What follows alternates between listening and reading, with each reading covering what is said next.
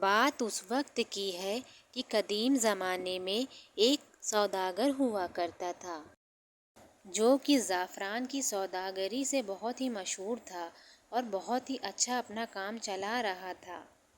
لیکن جیسے جیسے وقت گزر رہا تھا اس کا زعفران کا کام دھیما پڑ رہا تھا، اور ایک وقت ایسا آ گیا تھا کہ اس کو یہ سوچنا پڑا تھا کہ وہ زعفران کا کام چھوڑ دے، کیونکہ دھیرے دھیرے اس کے کام میں تنگی آنا شروع ہو گئی تھی۔ تو اس نے یہ طے کیا کہ وہ یہ زعفران کا کام چھوڑ کر کوئی دوسرا کام کرے گا۔ تو وہ دوسرے کام کی تلاش میں اپنے گاؤں سے دور دوسرے شہر کی طرف جانے لگا۔ جاتے وقت راستے میں اس کو ایک سرائے دکھائی دیا، وہاں اس نے اپنی رات ٹھہرائی۔ اس سرائے کے باہر لکھا ہوا تھا کہ اپنے سامان کی حفاظت خود کریں۔ تو سوداگر نے اپنے گھوڑے کو سرائے کے باہر باندھا اور اس سرائے کے ایک کمرے میں جا کر رک گیا، اور اس کے سامان کی تھیلی جو اس کے پاس تھی اس نے اسے تکیہ بنا کر رکھ لیا اور نیند کی آغوش میں چلا گیا۔ لیکن جب وہ صبح اٹھا تو وہ یہ دیکھ کر حیران ہو گیا، جو تکیہ اس نے اپنے سر کے نیچے رکھی تھی وہ تو غائب تھی۔ تو اس کو بہت افسوس ہوا، کیونکہ اس تکیہ میں ہی اس کی ساری جمع پونجی تھی جس کی وجہ سے اس کی آگے کی زندگی کٹتی۔ اس نے سرائے میں جا کے دوسرے کمروں میں لوگوں سے پوچھا کہ کیا کسی نے میری تھیلی چوری کی ہے، لیکن افسوس کی بات تو یہ تھی کہ کسی نے بھی اس کی تھیلی کے بارے میں کچھ نہ بتایا، اور اس کی تھیلی اس کو واپس نہ مل سکی۔ اب سوداگر کے پاس اس کے گھوڑے کے علاوہ اس کے پاس کچھ بھی نہ بچا تھا۔ تو سوداگر نے یہ سوچا کہ کیوں نہ اپنے گھوڑے کو ہی اپنی روزی کا راستہ بنایا جائے۔ تو سوداگر اپنے گھوڑے سے صبح سے لے کر شام تک مسافروں کو ڈھوتا تھا، اور جو بھی پیسہ اس کو ملتا تھا وہ اپنی زندگی اسی سے گزر بسر کر رہا تھا۔ وہ صبح اپنے کام پر نکل جاتا تھا اور شام میں اسی سرائے میں آ کے رک جاتا تھا۔ بات اس دن کی ہے کہ ایک دن سوداگر اپنے گھوڑے کو لے کر کھڑا تھا، تبھی ایک مسافر آیا اور اس نے کہا کہ مجھے فلاں راستے پر لے چلو۔ تو سوداگر اس مسافر کو اپنے گھوڑے پر بیٹھال کر راستے پر چلنے لگا۔ تبھی اس راستے پر ایک موڑ آیا، تو مسافر نے کہا کہ بھائی اس راستے سے نہ چل کے تم اس راستے سے چلو۔ تو سوداگر نے کہا کہ جو تم راستہ بتا رہے ہو وہ راستہ سیف نہیں ہے، اس راستے پہ جانا خطرے سے خالی نہیں ہے، اسی لیے جو میں کہہ رہا ہوں تم اسی راستے پر چلو۔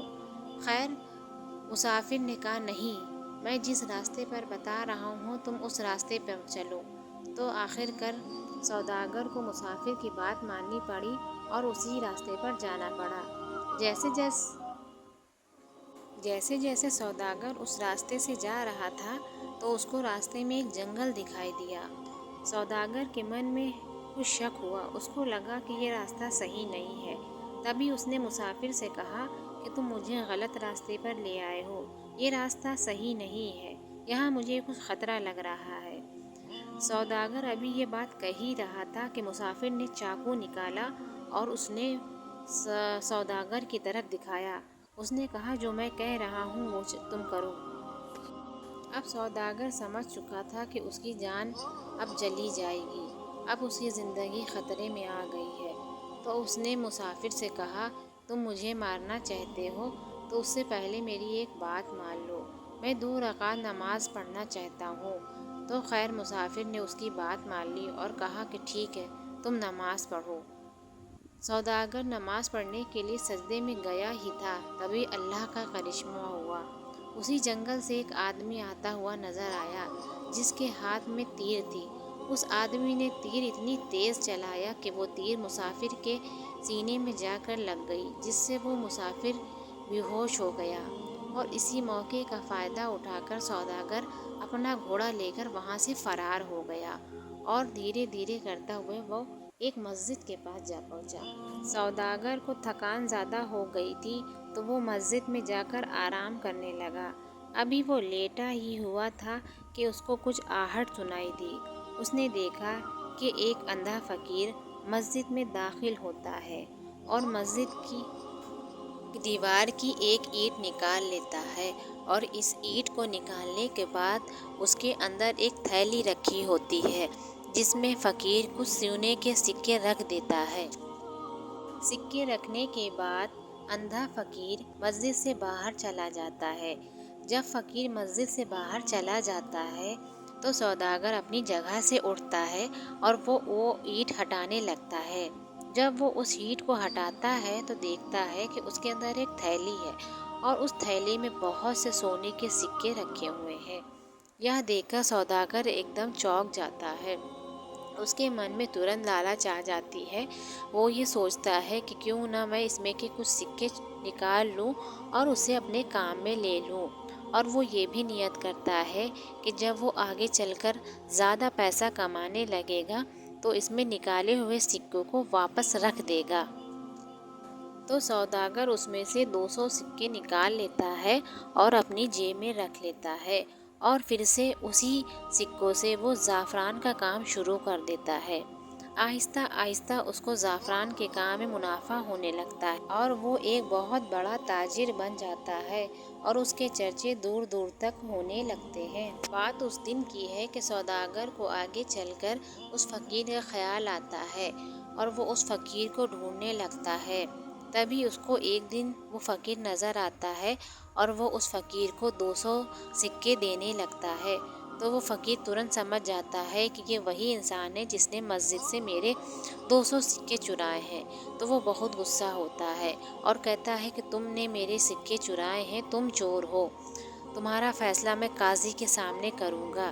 تو خیر سوداگر اور فقیر دونوں قاضی کے پاس چل دیتے ہیں اور اپنے مسئلے کو قاضی کے سامنے رکھتے ہیں۔ قاضی دونوں کی بات سنتے ہیں اور بہت دھیان سے ان کی باتوں کا جواب دیتے ہیں۔ وہ یہ کہتے ہیں کہ سوداگر، تم نے جتنے سکے فقیر کے لیے ہیں وہ واپس کر دو۔ تو سوداگر جتنے سکے چرائے ہوئے ہوتا ہے وہ اتنے سکے واپس کر دیتا ہے۔ اب فقیر کے من میں لالچ آ گئی ہوتی ہے۔ اس نے سوداگر سے اور بھی زیادہ سکوں کا مطالبہ کیا۔ خیر سوداگر کو پھر سے اور زیادہ سکے فقیر کو دینے پڑے۔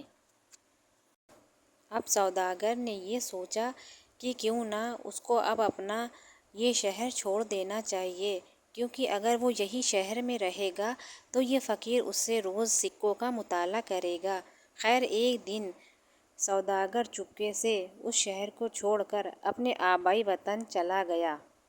تو دوستو، اگر آپ لوگوں کو میری کہانی پسند آئی ہو تو میرے چینل کو سبسکرائب ضرور کریں۔